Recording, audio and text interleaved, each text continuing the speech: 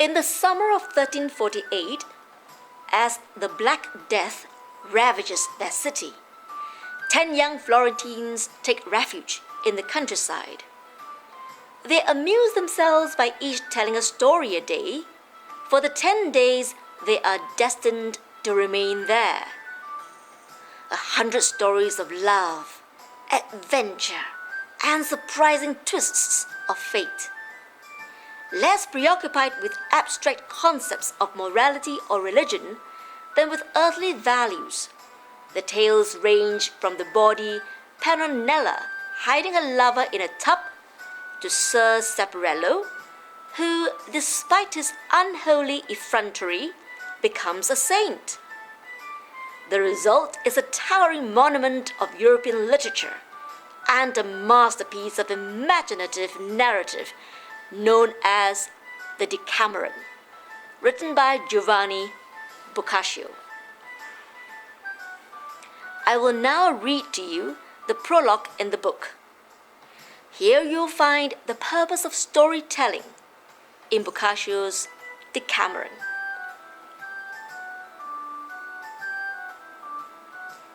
To take pity on people in distress is a human quality which every man and woman should possess. But it is especially requisite in those who have once needed comfort and found it in others. I number myself as one of these, because if ever anyone required or appreciated comfort, or indeed derived pleasure therefrom, I was that person. For from my earliest youth until the present day, I have been inflamed beyond measure with a most lofty and noble love, far loftier and nobler than might perhaps be thought proper, were I to describe it, in a person of my humble condition. And although people of good judgment, to whose notice it had come, praised me for it and rated me much higher in their esteem, nevertheless, it was exceedingly difficult for me to endure. The reason, I hasten to add, was not the cruelty of my lady love, but the immoderate passion engendered within my mind by a craving that was ill-restrained. This, since it would allow me no proper respite, often caused me an inordinate amount of distress. But in my anguish, I have on occasion derived much relief from the agreeable conversation and the admirable expressions of sympathy offered by friends, without which I am firmly convinced that I should have perished.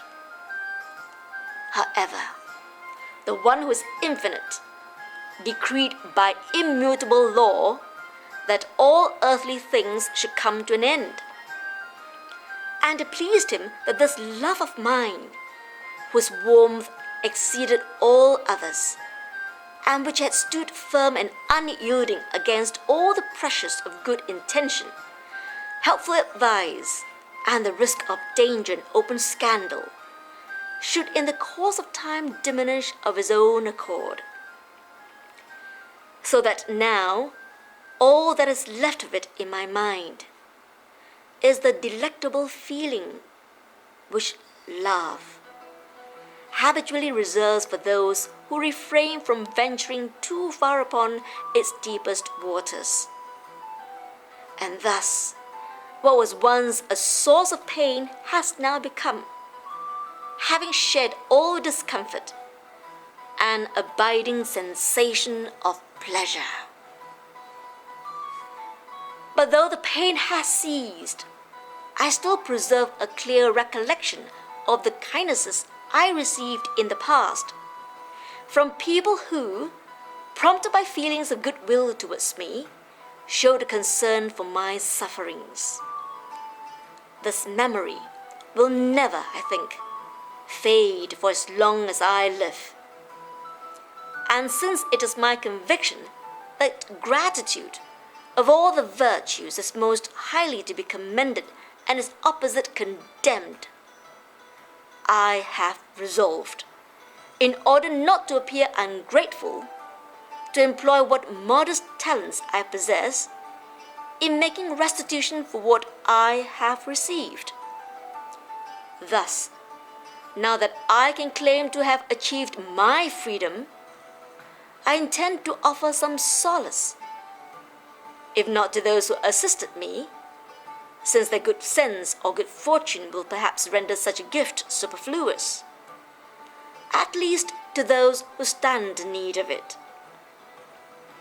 And even though my support, or if you prefer, my encouragement, may seem very slight, as indeed it is to the people concerned, I feel none the less that it should for preference be directed where it seems to be most needed, because that is the quarter in which it will be more effective, and at the same time more readily welcomed.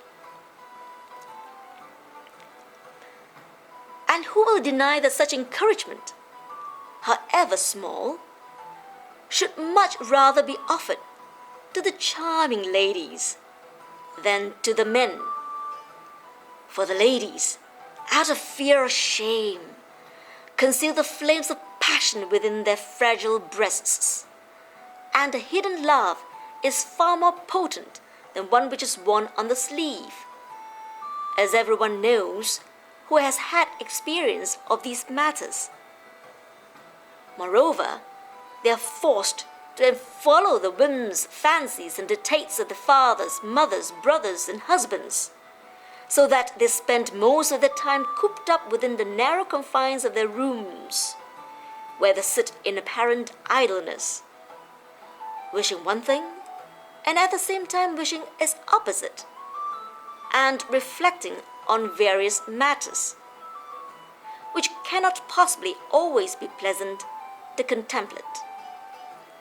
And if in the course of the meditations their minds should be invaded by melancholy, arising out of the flames of longing, it will inevitably take root there and make them suffer greatly, unless it be dislodged by new interests, besides which the powers of endurance are considerably weaker than those that men possess.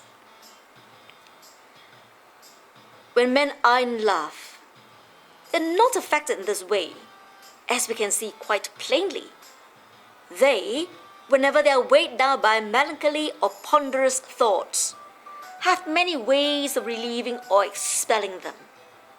For if they wish, they can always walk abroad, see and hear many things, go fowling, hunting, fishing, riding, and gambling, or attend to their business affairs.